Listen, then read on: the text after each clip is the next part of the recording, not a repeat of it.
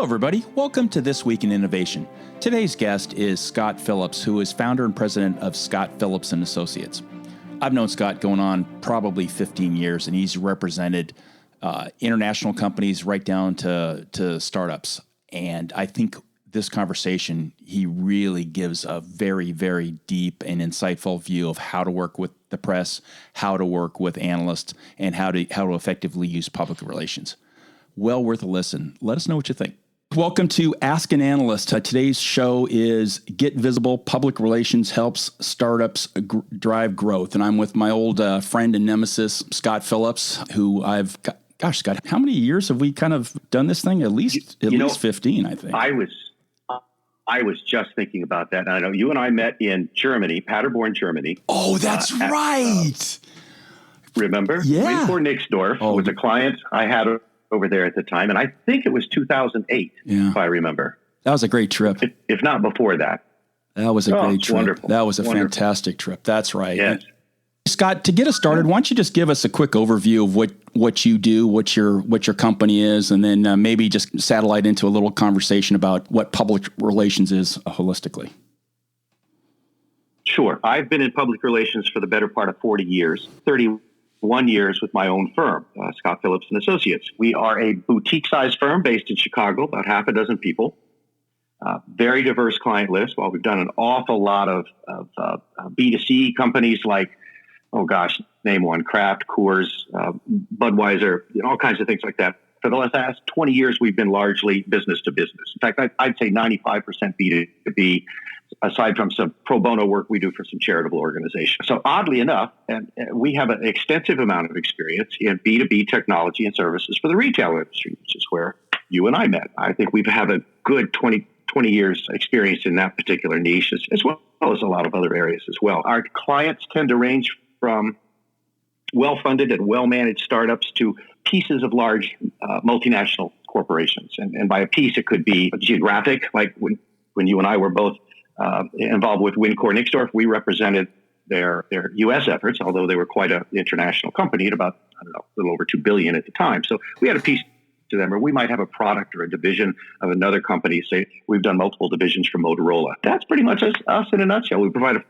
full range of public relations services, ranging from communication strategy development all the way through the details, media relations, analyst relations, trade show support, and so on. So we are generalists by nature, but like I say, tend to have a lot of experience in the areas we've discussed.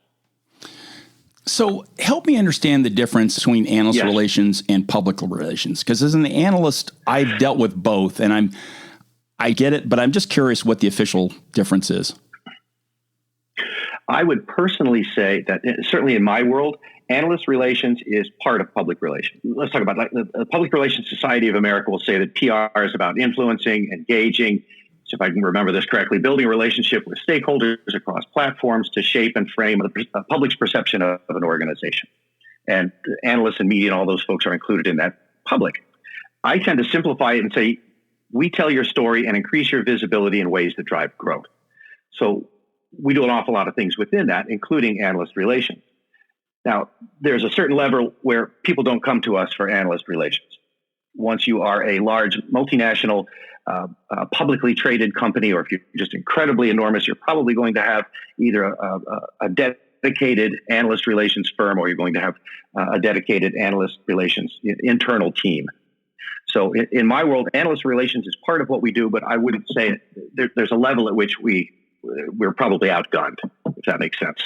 It does. It's really clear on the larger side, but when, we in this room, we tend to talk to founders an awful lot. So at what point does a founder, this is a softball for you. I know what you're going to say, but what point does a founder need either a PR firm or an analyst relations firm? And typically what probably comes first? My guess is maybe PR, but I'll let you answer that. Yes, I would say yes, particularly when we're talking about startups or recent startups. Public relations is, let's talk about why they need it really quickly. Before you can compete for business, you have to compete for visibility. Nobody knows who you are, but you need to be viewed as a credible player in your industry segment. You have to have people think that you're worthy of their consideration, right? And you've got to demonstrate the need for your products and services. It also involves explaining your offerings, helping your audience understand that they need you and why they need you. And then at some point, you have to differentiate yourself from your competitors. You got to build faith in your products and services, your faith in your management, and overall viability of your company. So you have to get from obscurity to who are these guys to I need to know more about these guys. So I guess the point when you need it starts pretty early, in my opinion. They talk about, some people will say that in general for companies with say 5 million or less in revenue, that the average is 70% of gross spent on marketing, assuming earnings in the 10 to 12% range. Now that's marketing. Public relations is a part of marketing. So it's also one of the most cost-effective methods of marketing. You don't see a lot of startups that can throw a lot of advertising money out there, for example. So often they come to us long before they get into the more complex issues of say, advertising and direct marketing, things like that, which we don't do anyway. So I think it's important to get started early, assuming you have to meet certain criteria. You have to be real. You have to have real management. You have to have a real product or service, and you have to have a client or two. You said something that always catches my eye, knowing how to get attention. Yeah. If I had $1 for every startup I've talked to, when I asked the exact same 3 questions. So who are you talking to in the industry? What press people are you talking to? And what category do you sit in? And Scott, you want to guess what the answers typically are? Nobody, press, nobody, social media. Yeah. Well, we'll get around to that, and we want to differentiate ourselves. We don't want to be pigeonholed. And Joseph Group and I had just a great conversation about that because he heard the exact same thing I did. And as a matter of fact, I'm trying to think without saying names, if any of your clients tried that on me where we don't want to be pigeonholed. Hopefully they didn't. But I'm stunned at how silly the startup community is in not understanding how both. Now I had to confirm with Joe. The press think the same way that the analysts do is we need to put you in a pigeonhole. We need to understand how to, where you sit. And we actually both Joe and I both prefer a small startup being in the same category with a large player, because that means we've most likely already defined the space and have a framework to begin the conversation in. So I'm curious how you respond to that. You've worked with startups. How would you respond to my pushback, and then what do you do to help figure out how these guys want to go? Well, I tell them at some point you do have to differentiate yourself from the competition, but before that you have to get in the same room with them. You have to understand that you're in that same space. You need other people to believe that you are a player in that space. They have to understand that. Otherwise, you're not really worthy of consideration. They can't compare you up against the big guys or anybody else if they're not going to compare you at all, if you just aren't in the same league. You have to be in that space. And we have to know that you're worthy of attention and that what you're going to do is going to be helpful to whatever it is you're selling that product or service to. You have to do that. Got to be a player before you can figure out the details of whether you're pigeonholed. And how's that message received? That make sense? Yeah, it makes perfect sense. You're singing on my choir, my hymnal, but honest to goodness, I mean, as late as this week, I'm still bumping into this idea that I don't want to be pigeonholed, and I don't want to be compared to the big players. I want to be different. I mean, it's almost naive, I think, in how I won't say silly because I want to be respectful. Of course. It's literally the same advice I gave earlier this week that I did 20 years ago, and it's. Listen, I don't want to deal with, a one-off. No, nobody does. Because I don't know there's a market for that research. I don't know. I don't have any survey work. I don't have any market forecasts. In my case, both at Gartner and IHL, I had massive market studies and forecasts to draw against. And it's the same sort of almost silliness that I keep hearing. And so I don't know. I don't get it. I can say that message, our clients tend to receive that message well. And I'll tell you, we speak to our clients the same way we advise our clients to speak to media and analysts and other audiences like that. Save the BS, no fluff. Here's the deal. Nobody knows who you are. You have to get over that barrier before you worry about how you compare to someone else. And we just tell them, you got to do that first. And if they don't want to believe that, well, we might not be the firm for them. But I think it's fairly well received. I mean, you said it's very obvious, and I think a lot of people see that is too. But, they sometimes just sort of spout that old cliche that we want to be differentiating ourselves from someone else. You have to be included in the game first. Yeah, no, that's spot on. Where's the break even, or where's the point where a startup goes from an agency like yourself? Where do you go from a boutique firm like yourself, maybe to begin to think about an internal team? Yes, yeah, that's a very good question. Well, at first, let's just say a startup's going to get a whole lot more from an agency than they're going to get from internal team for a lot of different reasons. And I'm obviously biased, but there's some very practical reasons to that as well. Yeah, in-house for startups usually means entry-level people. They're typically not going to be able to afford senior-level public relations consultants. Their salaries are too high. Then you got to provide them with benefits. You have to give them office space.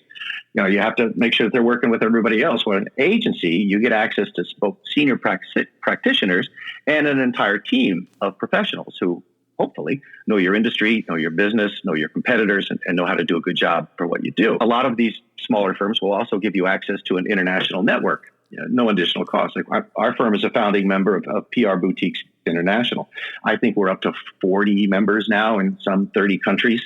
So a lot of firms can give that sort of access as well. You just get more for your money, particularly in the early stages when you're a startup. You're going to get access to senior people. And this also leads into the question of, do you want a boutique-sized firm or do you want a giant firm? Which I tend to address pretty directly. We get an awful lot of business from companies that used to be represented by large firms. Nothing against big firms. They're great, but they're not right for everybody. Well, I'll give you this, Scott. I won't say who, but let's just say it was one of my top 3 largest clients. They, for a long time, they came after us with a literally 3 or 4 different PR firms, and they were the largest on the planet. And here's the deal that I would get once a year in prep for NRF. I would get literally probably somebody 23 or 24 call up and say, hey, I just really want to start our relationship, blah, blah, blah. And after about the 3rd or 4th year, I kept saying, I don't want to start a relationship. I thought I had one. And yet it's the intern and I'm telling you, I can't imagine what they were paying for the service, but literally it was always an intern or somebody very, very junior. And it got to be insulting for such. Now that particular firm has fixed that problem, but I'm actually surprised at how sloppy some of the bigger firms are, the bigger PR firms are with handling analysts and analysts that are not insignificant. I mean, literally throwing junior people at me. Where I'll give you some, you and a couple of your competitors that are all boutiques. I mean, I always dealt with the most senior people in those organizations, which meant I didn't have to start over, even with different clients. Like in your case, where you had 2 or 3 different clients, we still had. You were bringing relationships because. I don't know, Scott, you tell me, you got some pretty small firms in front of me at NRF. I'm not sure how you did that, actually, but you did it. Well, it's simple. We never came to you with something we weren't sure was going to be of interest to you. And that holds true in analyst relations and media relations, everything else. You're not going to go to an opinion columnist and ask them to do an article about an emerging technology. You have to do your research. You have to know who you're going to. And you have to understand that when you call them, when you talk to them, it has to be something that's at least worthy of their consideration, or they're not going to take your call again. But let me back up a little. There's a common discussion about big firms versus small firms, PR firms. And when you're talking about startups, smaller firms are absolutely going to be the better deal. And again, accept my bias, but there's an awful lot of fact to it. A big firm will come to you and they will say, hey, we've got all these great senior people. We have offices around the world. If you need help in Bangladesh, we can help you there. And we have all kinds of good contacts and we're going to guarantee you get media coverage based on that. So I always come back with the same question. Yes, they are a big firm. They're an international player. They've got offices everywhere. How much of that firm do you think you're going to need? And how much of that firm do you really want to pay for? And they say, well, we want the whole firm. We kind of want, our team and our piece. Well, that's kind of what we look like.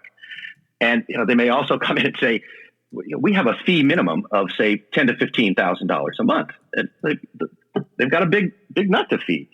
Those firms cost a lot of money. So a smaller firm will consider a smaller budget. There's also a thing called the sales gimmick. And again, I'm not criticizing big firms. They do great work and they, there's no question about that. That's why they're big and that's why they're around. But a lot of times smaller firms or smaller companies will have a big PR firm come into them and give this whole pitch, talk about all the great things. And the company does doesn't ask the single most important question. How many of you are going to be working on my account? Yeah, bingo.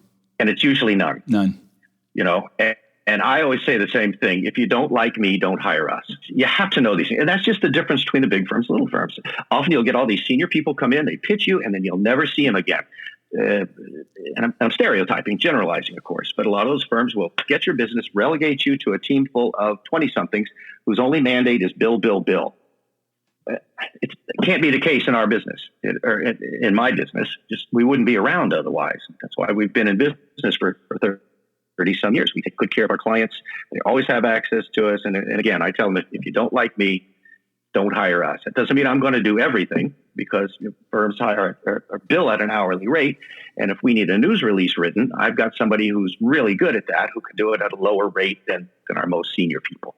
Does that make sense? No, it makes perfect sense. How do you test that relationship component? Because I would agree with you on that. Because I'm telling you, if you would have had your intern call me for NRF appointments for a startup, I wouldn't even return the call, or I wouldn't even answer the email. You did. You bugged me quite a bit, by the way. I mean, you kind of were a pain in my neck on a couple of those, but intentionally. Yeah. Well, I guess it worked. There were 30 meetings I did, and I had about 300 requests for meetings, and I did 30 of them. So 3 or 4 times you were one of the 3. Or you're one of the 30. How do you test that relationship component? Because that's interesting. I agree with you on that. So how would a founder test that?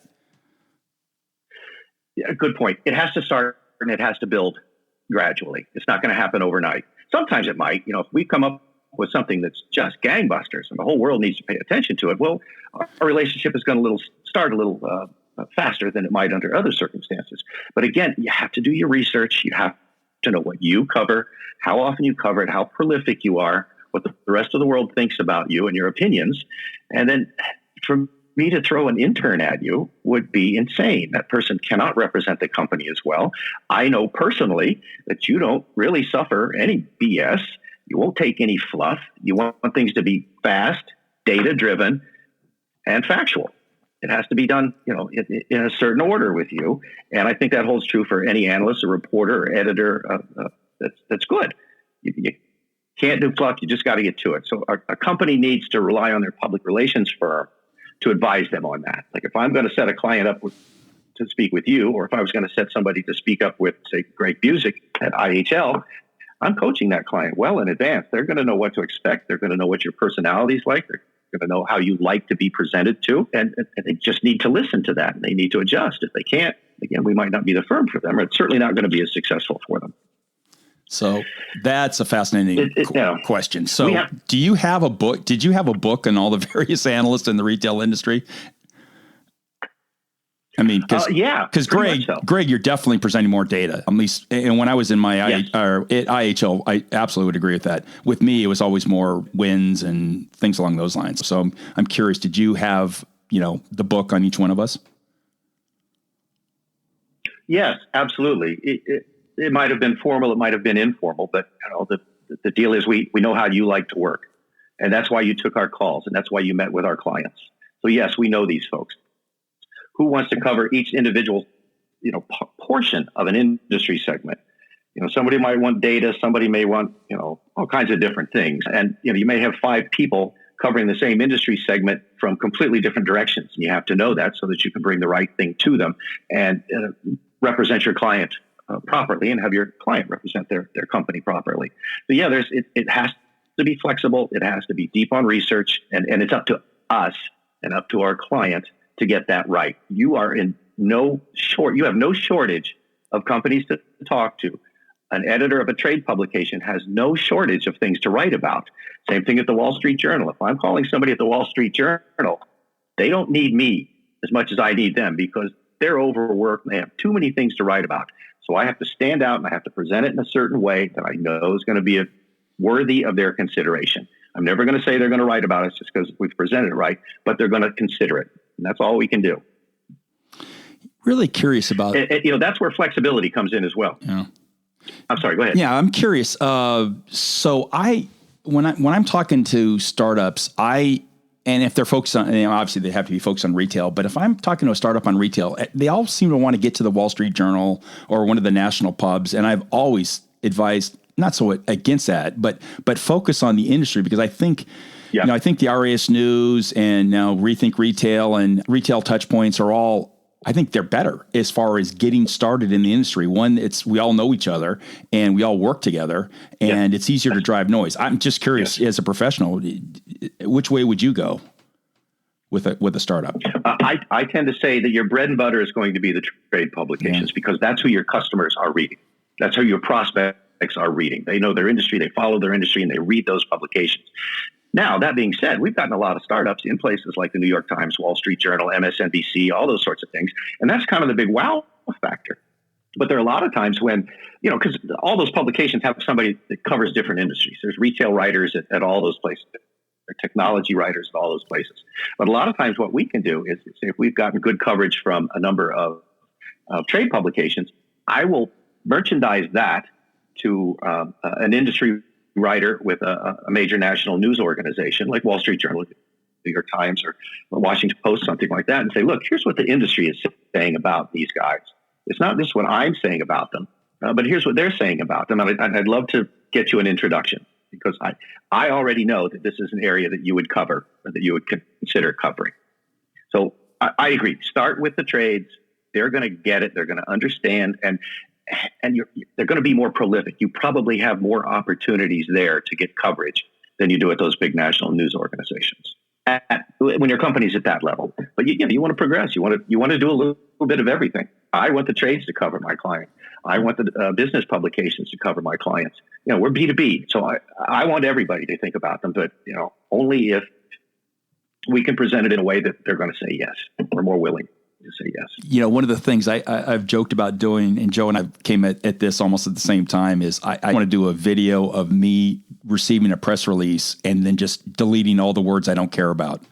And you want to guess of one of those beautiful press release, those 2-page press releases that you send me. If you send it in a Word document, you want to guess about how many words are left after I've done what I'm going to do with it. I know for a fact that one of the things that drives you nuts and a lot of other analysts is when that news release starts out with company ABC, leading provider of leading blah, provider blah, of blah. Literally it's the biggest joke going. Yeah. Literally every company is a leading provider of something. Get out of that. And I know you have to. It does nothing. It's zero. I delete it. First thing I delete it. And matter of fact, I laugh sometimes, because if you know the company, it's like you're joking, right? You have no wins. How can you be a leading provider of anything? Yeah. I would sooner. Right, I would sooner the thing saying. To tell you the truth, we I would sooner just start off saying we want to be, or we hope to be, or we're trying to be, or we're working real hard at being, because it's honest, as opposed to those sort of silly fluff words that I think are just built into the template. Yeah, no fluff. And we tell our clients that too. They'll say, tell them we're a leading provider. Well, you're not. You're not. I'm going to tell them what you do. Company ABC, provider of, or manufacturer of, whether I say leading or prettiest, whatever it is, it's nonsense. Because like you say, everybody's saying that, so nobody pays any attention to it at all. It's kind of like boilerplate at the bottom of a news release. Everybody has it. Nobody's ever going to publish it, but it includes just a little more information than you might have in the body of an announcement of some sort. Well, I'm glad you realized that, because I think you'd be shocked. Literally, it's the only thing left on a Word doc if a press release comes on a Word doc will be the company name, the ticker, which there wouldn't be if it's startup, any revenue numbers, and retail names. Literally, it's going to be probably 3 sentences max, and that gets saved, and then that gets kicked into. And what are you announcing? And that gets saved on my hard drive, and off we go. Scott, and if you're doing a news release, it has to be because you're announcing something. Well, I'm not sure I would agree with you on that, because sometimes you're looking at this going, why are you sending this to me? Now, that's an interesting point. What are you Scott. announcing? What's your news? That's an interesting point, because I never felt like I had to have an announcement if I was in the relationship building business. And if I thought some vendor or a startup had something to say, I was perfectly fine with somebody reaching out. Now, they might not be paying for your services to do that, but it was interesting that Joe and I both hit on the same thing at the same time about relationship, how important it is to build a relationship. And it's not, you don't build it by releasing a press release. You build it, at least in my mind and Joe's mind also, months ahead of the press release. I don't know if you get, you obviously you're only going to be brought into a startup when maybe when they're ready to announce something. But I would lobby the founders to think well in advance of the announcement as far as working with the analyst world. Yeah. Agreed. One of the first things we do, and I think you'll know that we do this with both analysts and say media contacts, is we try and conduct a series of very introductory briefings. It's going to be a brief conversation. It's usually by phone. I might not be announcing anything, but I have pre-sold that company to the analyst or the reporter in such a way that they want to know more information, and then we put together a briefing. I might not be announcing anything, but it's like, Jeff, I want you to meet so-and-so who is the CEO of this company. And as you and I have talked about, they're doing something interesting. And so you have your chance to ask some questions. They have their chance to make a little bit of a pitch, ask some questions as well. While between the lines, we're also thinking about, well, what might that editor want to cover? How can we contribute editorially to that publication? Here's 5 feature ideas we have. Here's a bylined article we might consider. But you have to start that relationship. And as much as it's important for me to have a relationship with you and with media, it's at least as important for my clients to have that relationship. And that's what we're helping them do, build that relationship. What percentage of your clients do you think really understand the R word, the relationship word, before you really get into the whole spiel? Do they come in with that understanding? Because my guess is they do not. Yeah, often not. A lot of them have absolutely no idea how public relations works or what, they know they want it. They know they need it. Most of the time they're saying, I want to get media coverage, but they don't know how that works. And so, we advise our clients, and we're very upfront about it. You have to have that relationship, and they get it. It isn't that complicated. When you have that relationship, somebody's going to pay a little more attention to you. And when you have the right kind of relationship, when my client isn't full of gas and that they're smart and they're in a good spot and doing something right, you're going to have more opportunities to engage and interact. I would agree with that. They do get it. You just have to tell them, though. Yeah, and I'm not sure I see that a lot. With founders that find their way to me, not through a PR firm or an analyst relations firm. When I'm just interacting with them, I don't know they get that, to be honest with you, because the first question usually is, well, how do I get in your coverage? Well, first of all, who are you and why? I mean, let's slow this down a little bit. Who are you? What are you doing? Do you have any insights? Do you have any retail, clients that I can talk to? I mean, let's slow this thing down a little bit and then go with that. But if I had a buck for every time somebody said, I want to get in your research, well, that's nice. So does everyone else. So what? Yeah. I almost find it rude. If I had a buck for every client that came and said, I want to be on the cover of Business Week. Yeah. And I'll be honest with you, there was one time I said, to somebody a client that just wouldn't back down on that, and there was no way it was ever going to happen. I said, your best shot of that is to take all your board of directors up on the roof and kick them off one at a time. It might make the cover. Well, it's probably true. We have to give them realistic expectations. Yeah. Well, hopefully that's what we can do with this pod is I want to build the founders up where it makes sense, but I also want them to slow down a little bit where it doesn't make sense. I mean, because everything can happen. It all can happen organically, even organically, if they approach the right strategy. Hey, what kind of services are the most important for startups? Some of these guys that I talk to, that I interact with, are pretty small, and they're just starting their build up. So, when your list of services, how do you broach that with them? Is there a sliding scale, or is there like, hey, do this first and do this later? What does that look like? Yeah, for startups, it's usually block and tackle PR. There's not going to be a whole lot of smoke and mirrors. There aren't going to be big fancy events. You're not going to put on big promotions, particularly in the B2B world.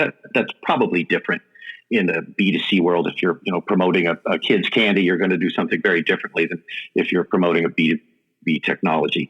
But most of the time for those early stage companies, they need block and tackle PR. They need a good, aggressive program of the basics, but it has to be smart. And it has to be aggressive, or it's not going to do anything for them. So let's talk about what some of those basics are. They're going to have spokesperson training. They need media training. They're going to need traditional media relations, which means we're going to find ways that we can get anything from self-serving as a company profile to case studies of their clients to bylined articles, get included in feature articles, the sort of thing that's going to say is going to be as much educational as anything else. Right? It's going to be educational to the people that you're trying to reach. You have to have all of those things, and you have to have strong analyst relations. And again, I'm not talking about those big corporations that have giant AR firms. I'm talking about small to mid-sized companies. You have to have analyst relations. They have to get on your radar because you have the ear of their customers and prospects. They have to know that you are a player. You guys have a lot of authority to recommend certain technologies and services. So it's those sorts of things that they have to have. Those are the basics. You can build from that. If you're going to go to trade shows, you need to have trade show support, for example. Trade shows are going to cost you a ridiculous amount of money, both hard costs and soft costs. So you want to squeeze every nickel you can out of that, which means if you're going to go spend all this money to go to the National Retail Federation show, you better know before you get there that you're going to have a book of briefings with editorial folks and with the analysts when you get there. So you have to do that. If you're going to spend the money on a trade show, you'd be foolish not to take that extra step. I'm always thrilled when my client goes to like NRF and says, I am really getting tired of doing this same interview over and over again. And I couldn't be happier, Darius, welcome to the stage. Do you have a question for us? Hey, Jeff. Great conversation. So as Jeff knows, I am the founder and CEO of a leading company. I'm waiting for it. I'm waiting for the pitch. Darius, I'd be disappointed if you didn't deliver the full pitch. That's it. I'm done. That's all you need to know, right? Yep. This is funny. I'm a founder myself, and I've been through this many times. And I have a podcast too, and I'm on some list, and I get daily pitches from PR firms to get on my podcast. And a lot of things that you're mentioning definitely ring true. And I'm trying to practice those into my own business. I guess one question I have is, which Jeff also touched on, is really, and I understand, your services are very, valuable, and, you have to, you have to be able to, take care of the expenses, and you can't just work with really small startups. But for really small startups that are just getting off the ground, what are some, I guess, PR hacking techniques that you can recommend until they can grow to the point where they can afford to actually hire somebody like yourself? Well, the first thing is to listen to This Week in Innovation. What are the 3 things you can do? That's the first thing. But go ahead, Scott. Yeah, that's a good point. Come on. You got to help me there, Scott. Absolutely. The first 3 things you need to do are that. There you go. Darius, I think if I understand you correctly, you're asking, what can you do for little to no budget, right? And there are things. Before you're ready to hire us, for example, you can get into the basics of social media. In the B2B world, places like this, Clubhouse matter, but LinkedIn matters a great deal as well. And there doesn't cost you a thing to go in and do the research on LinkedIn in terms of what are the groups that you should be participating in. And within those groups, who are the folks that are leading the discussion? And what's that discussion look like, and how do you get involved in a way that isn't annoying, but it raises your visibility a bit and gets you engaged with other people within your industry and within some of the media and analysts that cover those industries, because they're in those groups as well. That's a free thing. It takes time, but it doesn't cost you anything. You don't have to buy ads. You don't have to do anything expensive at all, but that's a really smart place to start. But you have to have done your work in advance. You have to know what you're talking about. You have to have your story down. You have to be able to tell your story, that you can overcome the question of who cares, because that's your pathway to building your brand, telling that story. Does that make sense? Yeah, definitely. I mean, we are that. If I was to take away an action item for myself and other founders, is to get your story correct and clear, and then start to generate content and be active on where you want to be seen. Yes. And put yourself in front of the people that you want to talk to. Yes, that's an inexpensive, effective way to get going. There's other things you can do. You can go to trade shows, even if you're not exhibiting, you can go to a trade show for relatively little money and listen to who's making presentations and ask those people questions and have a conversation with that person after their presentation. If it's somebody that you want to reach, just say, if you got a minute, I'd love to talk to you more about what you had to say about X, Y, and Z. You don't have to go in and make a big pitch and bounce all around the room, but it's a good way to network with people as well. Where you run into trouble is when we have some startups decide they're going to get into the media relations and analyst relations game. It's just hard for them to do. It's time consuming. It's very specialized. You have to know what you're doing, or you can do damage. You can put people off in such a way that when you are ready to have a firm talk to them for you, you might have to overcome some obstacles. They might not have the best impression, or they might not have the full understanding that they should have. So I always advise clients that want to get into PR on their own, don't. Just don't do it. Don't get into media relations and analyst relations on your own unless you really know what because you have the potential to hurt yourself.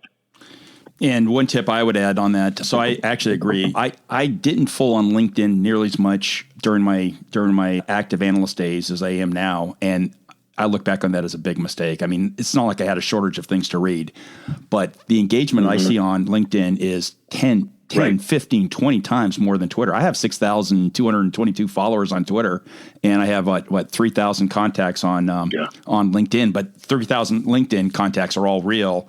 And 6,000 are probably real on Twitter, but I mean, the engagement is 10 times that because we're all business people, and we self-select. So I look at somebody, and Darius, and to any founder, if you reach out to me or any working analyst and you just use the default, hey, I want to connect, that's okay. 1,000 times better is to say, hey, I saw this tweet where you said, or I saw something where you said, blah, blah, blah, interesting point or not interesting point, or I disagree with you. I don't care one way or the other. Just don't do the default. Right. Spend 10 seconds minimum. I mean, more likely 10 minutes looking at the analyst or the reporter's work. And a lot of that now is available. Even in my Gartner days, there was stuff that was out in the social sphere that somebody could pick up if they did 10 minutes worth of work and just add one line so I know they've spent at least a minute to think about who I am and what I cover, as opposed to, hey, what do you cover? If you have to ask me that, well, then,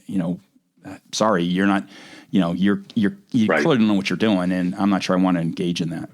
So simple thing. And it goes back to that whole relationship I would thing. add to that, Jeff. Yes. I would add to that, keep your worlds. You've got 6,000. How many LinkedIn contacts do you have, Jeff? Coming up on 3,000, something like that. 2,952 or wait. I don't pay attention. I don't have attention to that. Do you? Right. Well, let's say it's 3,000. How many of those folks do you engage with on a regular basis? How many of those folks are important to you? Yeah. So how many folks in your list you don't know, don't recall what they do? Keep your world small to start with. There's a lot of truth. Doesn't mean you can't have 3,000 contacts, but know where you're focused. Yeah. So know where to put your where to emphasize. Some of these Clubhouse room invites will have 13, 14, 1,500 views. So, of those 3,000, I mean, probably I'm engaged with 1,500.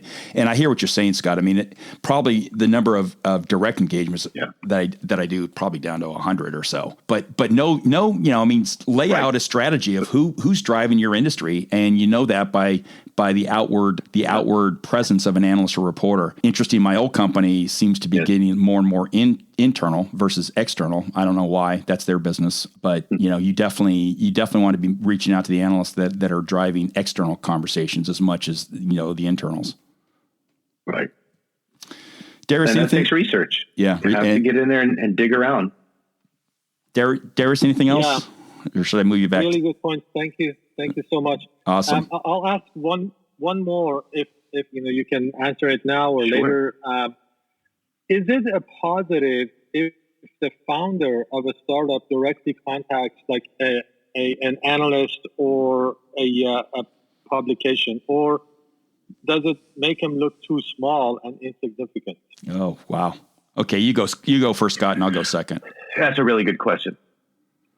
Yeah, one, just because you're the founder doesn't mean that you are of interest. So you have to be contacting them for the right reason, with the right information, or the right ask, whatever it might be. It is going to send the message that you're small. I absolutely believe that, but that isn't necessarily the worst thing because you are small. And I always tell people if you want to be big, you have to act big, but you're small. So it's not going to be a huge surprise because eventually they're going to ask how big you are, no matter who's talking to them. So it can be okay, but boy, you really have to be careful. You have to know what you're doing. You have to have done your research. You have to know that you're contacting the right person with the right message, the right idea, or you might, burn that bridge before you even get a chance to walk on it.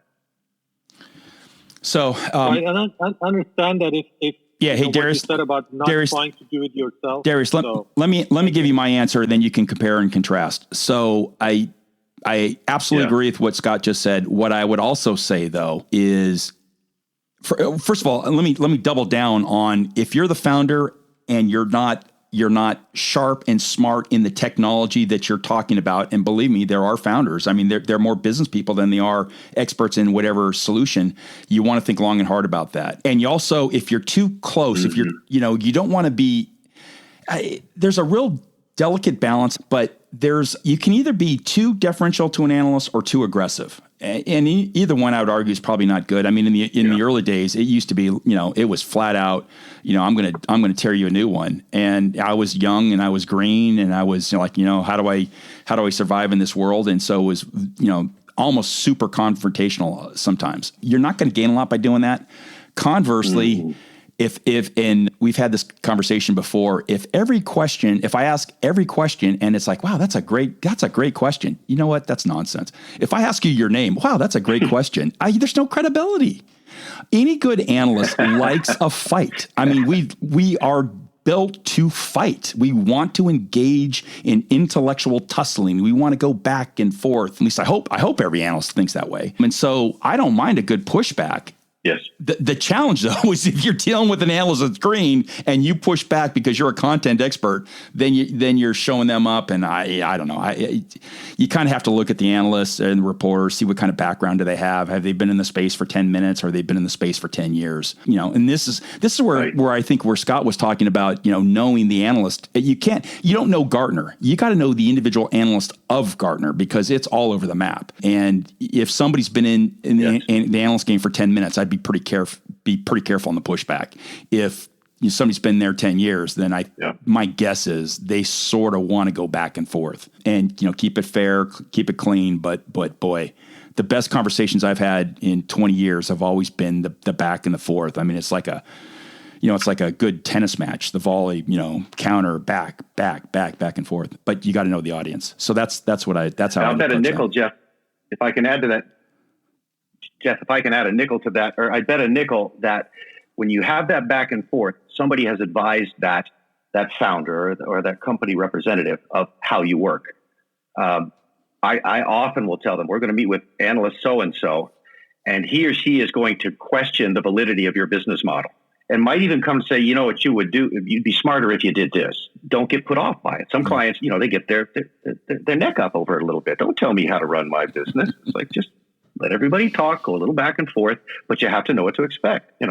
When I'd send somebody to speak to you, Jeff, I'd know that they have to cover the basics first, and there is going to be back and forth, and you're going to question what it is they do and how they do it and why they do it. And you can't take it personally, and you can't get into an argument, but the back and forth is actually very helpful, and you might learn something. That analyst might have a hell of an idea for you. Yeah, boy, that's spot on right there for sure. If you're doing your job as an analyst, you have to test the hypothesis, and you're bringing a hypothesis. I think this is a problem. Here is my solution to this problem. And if you're not testing that as an what? You say something, I'm just supposed to believe it? No, I mean, it's a now, believe me, Scott, I have been in many a briefing where analysts, and it's almost a strategy. Like, my gig was understanding the vendor landscape. So I had a different task in life. I just, personality wise, I was just different, but boy, I sat in some vendor briefings where honest to goodness, I thought we were going to the ombudsman because the analyst was so hyper aggressive and just snitty. Wow. And it's like, God, but that was more of an end user analyst. Yeah.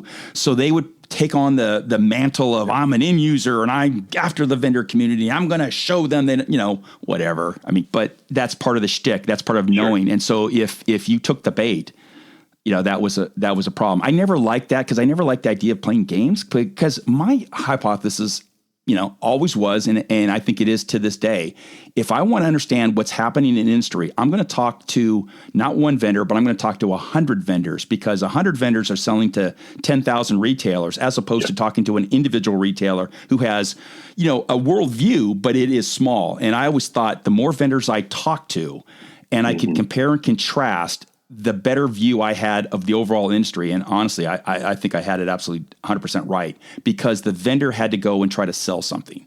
Not sell it to one retailer, but sell it to 2, 4, 10, 15, 20. And if I could listen to 100 vendors and I could pick up then the common themes, that was where the value was. So I always thought, and I still do, and I still preach this, I think the vendor community, the best way to understand the retail industry or any retail industry is to talk to as many vendors as possible.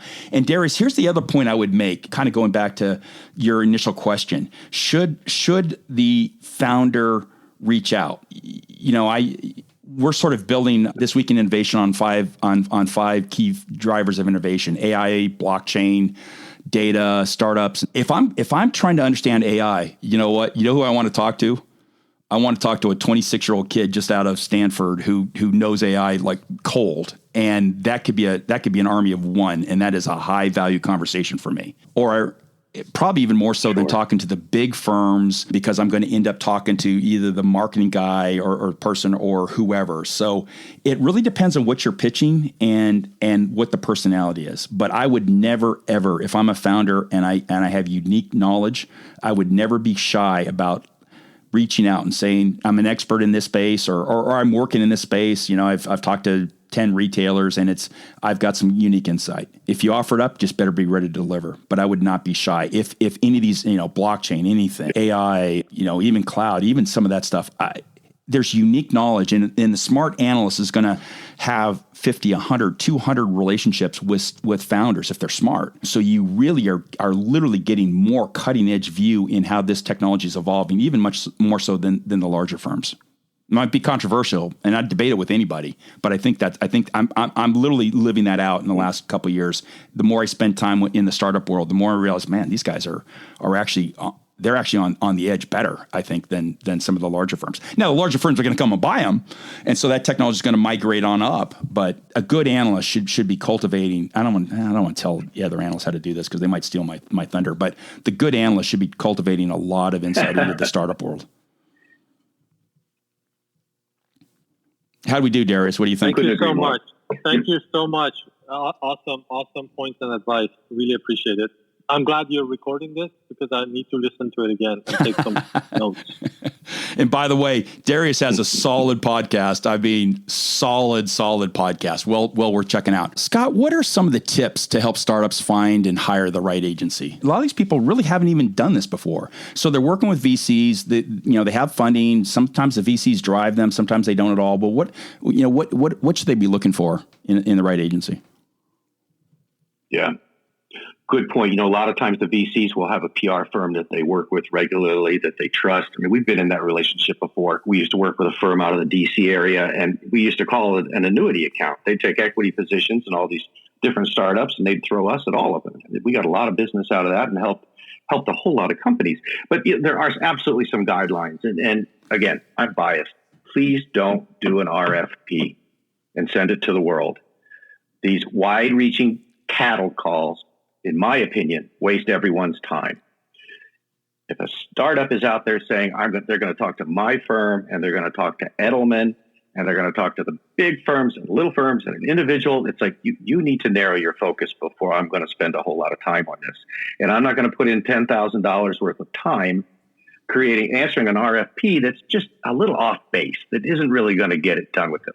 So you have to do some research. Again, you have to figure out who knows your industry, who has experience, but doesn't have conflicts of interest. For example, call somebody in a related segment of your industry, not a competitor, but who else is in your industry that is getting pretty good attention, is getting good visibility. They'll talk to you. Another thing is ask an analyst. Find an analyst or an editor or a reporter, and contact them. Send them an email. I'm looking for PR support. who do you think's doing a good job of it these days? Who do you like to work with? That's a big key. They'll be honest. They'll tell you. Also, you have to be honest and realistic about your objectives and your expectations, how much attention you're going to get, all that sort of thing. Ask yourself questions of where are we going to stand on the totem pole of their clients? Are we going to be their smallest client? Are we going to be somewhere in the middle? It's not that one is necessarily bad, but it's different. You have to factor it in differently. Meet the whole team.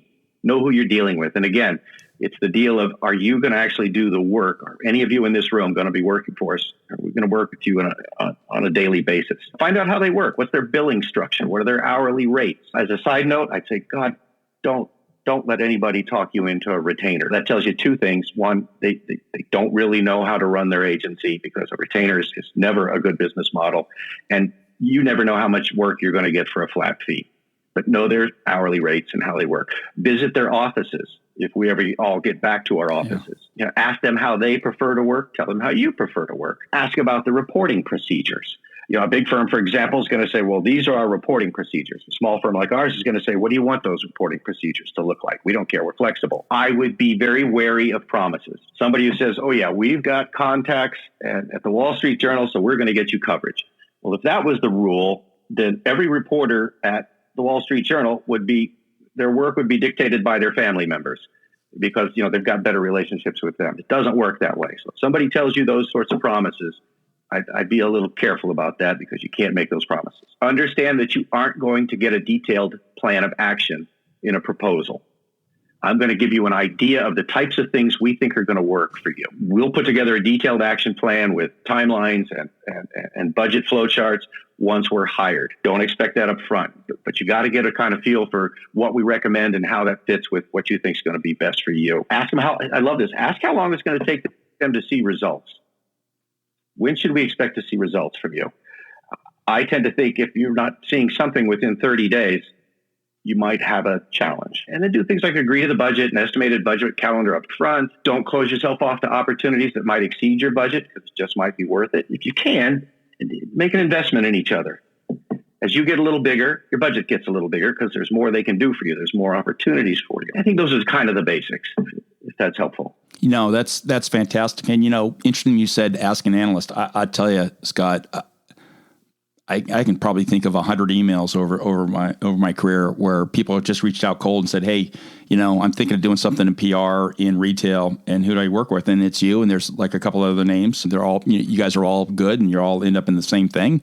And then I'm happy to do that. And because I've never been overrun, but I'm actually shocked that more people haven't done that. Who should you work with? As if you want to cover the space. I am too. And do it on LinkedIn, because you're not going to end up in a spam folder the way you might otherwise. Right. That's a good tip. That is a solid tip right there. We do the same thing when we're looking for new clients. One of the things we do is I'll talk to somebody like you, or I'll talk to an editor and say, who are you interested in that isn't getting the kind of representation they should? And they'll tell me. Sometimes they don't know, but if they know, they'll tell me. They'll say, I like these guys, but their PR people are horrible. They're wasting my time, and they're not doing their client any service. We're also good about that. I mean, I can think of and they were actually larger firms, but I absolutely communicated my displeasure with, and again, it wasn't even the larger firm's fault. It was their model. And it's, the second you're throwing an intern at an analyst that just won a few awards and whatnot, it's just never a good dynamic. TD, welcome to the stage. You have a question for us? You cut out there, Jeff. You'll leave me with one? Yeah, no, TD. Hi, Jeff. You have a question for us? Can you hear me all right? Loud and clear. Yeah. Hi, TD. Excellent. Really great conversation. I was holding myself back. I'm an analyst relations professional. Oh, here we go. It's on. It's on. And I'll back it up with what Darius mentioned. So I'll tell you a great story. Before I joined my current company, we used to use a boilerplate which says, we are the number one player in a category which wasn't even recognized by Gartner or anyone else at that point in time. So there you go. Not even leading, but the number one player in this space. So, I've encountered a couple of those, the potholes or various roadblocks while building out the program. So initially I was managing the PR side of the equation as well, but slowly we have come to a position, at least we are being more to the community. My question to you would be around the metrics And that's a tricky one. We do have an agency in US and another one in APAC. But the tricky part is that there are two agencies in two separate geographies. And once you start setting that up, and you covered a little bit of it while you were discussing, but the actual metrics for them as a goal. And second is obviously the budget. That's always a difficult, depending on the stakeholders involved. So what's your take on that? Those two, the metrics and budgets. Tell me what metrics you're talking about in terms of performance or results or something different. I want to be sure I'm understanding your question. That's correct. Performance based on our business goals, and of course, how do we track them? Yes. What should be the sort of the milestones that we should be looking at? Yes, got it. I've got a couple of different answers to that. One is everybody asks, how do you measure PR? And there are firms out there dedicated solely to measuring PR, and I have yet to see one that does a good job of it. It's just not that easy to do. It's not advertising. Advertising you can measure how many people saw it, all those different things. But the metrics, the results, I believe, is a process of negotiation. Let's talk about first what you really want to do. Do you want the PR firm to help you attract funding? Do you want the firm to help you attract good people? Do you want to get bought? Do you want to just support your sales effort? The PR, for example, can be an awful good pre-qualifier for your sales team. So you kind of have to figure out what you want to do and then ask that firm, what do you think you could do for us? I want a PR firm that can help support my sales team. I want sales to go up. It's as simple as that, right? Well, what I can tell you is if we're getting an awful lot of coverage, for example, in a good trade publication, I have a pretty good idea of who's reading that, how many people we're reaching. It's not exact, it's not precise, it isn't exact. I don't know who exactly picked it up, because we don't have, dial this and with code such and such at the end, but we're going to have a pretty good idea. Are you getting your fair share of coverage? Are you getting more than the competition? Is your message getting across? What percentage of your key message objectives, and you have to have those done in advance. You have to know what messages you want to put out there. What percentage of those are getting communicated regularly? And where are they getting communicated? Then you can work that all the way down to some very basic things. Does the phone ring more? Of the prospects that you reach out to, your sales team reach out to, what's their knowledge level of your company? Do they know more about your company when your salesperson gets there? Do they have to ask, who are you? Or do they say, oh, yeah, I've read about you guys? So for founders, for startups, I think those are some of the really basic things you can do. You can go about the process of a very, very detailed results measurement campaign, but that's often going to cost a lot more than your campaign itself. And I'm sorry, you had a second part of your question. Yes, that's super helpful, Scott. The second part was around the money spent on the budget, right? You did mention about the per hour basis. That's pretty interesting because we have a retainer as of now. Yes. Yeah, that's the one that's really tough. Yes. And, a firm will tell you, I need this much to get the bus up and running. You can't go in and get, $1,000 a month campaign and expect much for it. Our clients tend to range anywhere from $5,000 a month to $25,000 a month. But it all just depends on the size of the company, the amount of work we have to do, and a whole lot of other factors. There's no way that a startup should pay $25,000 a month. It's just, you'd never get the return on that. But you have to pay enough to get the bus up and running. People are going to work on your account. They're going to work very hard at it. But I think you'll find it's also pretty cost effective. The great thing about smaller firms is they will entertain a smaller budget than a large firm will. So I know some firms that will take, let's say they have a $3,000 a month threshold. And you have to ask them, what am I going to get for that? How much time am I going to get? You should know their hourly rates. Any firm will have variable hourly rates from the research people all the way up to their senior consultants. You want to know what their rates are. We're not the cheapest game in town, but we're by far not the most expensive either. So, and then ask him, what am I going to get for this? What would be realistic? How much media coverage do you think we would be able to get in our first 90 days? How many analysts do you think you can put us in front of in that first 90 days? And, you have to compare yourself. It's going to cost me X amount of dollars. Am I going to be happy with those results? Does that seem like a good value to me? Sometimes you may learn the answer you don't want. Maybe we need to hold off on 6 months for this until we get a few more sales under our belt, whatever that might be. But I wish I had a really more precise rubric for you, but I hope that's kind of helpful. So super helpful. Thanks for that, Scott. And as always, great discussion, Jeff. Well, Scott, I think we'll pull a plug right there. Thank you, as always, for some really great insight. Literally, I was ready to just say, nope, that's not true, and I could not say that at all. Which, as an analyst, I hate saying that. I like to be able to say you're wrong about something, but I think it was a pretty solid strategy, and I would encourage all the founders to think long and hard about some of the points you're making. Where can people get a hold of you, Scott, if they want to reach out to you? Sure. Very simple email address, sphillips, that's SPHILLIPS @sphillips.com. The fastest way to reach me, and I would love to talk to you. And I'll have all his contact information in the show notes when we publish, and we will go from there. Thanks for tuning into today's episode. For more info, refer to the pod notes below. If you enjoyed this episode, please consider giving us a 5-star rating and review. It really helps us grow. I'm your host, Jeff Roster, Analyst at Large. If you want to connect, follow us on Twitter at JeffPR or at Brian Sathianathan, or connect with us on LinkedIn. Visit my website at roster.retail.com or Brian's at Iterate.ai. Until next time, stay safe and have a great week.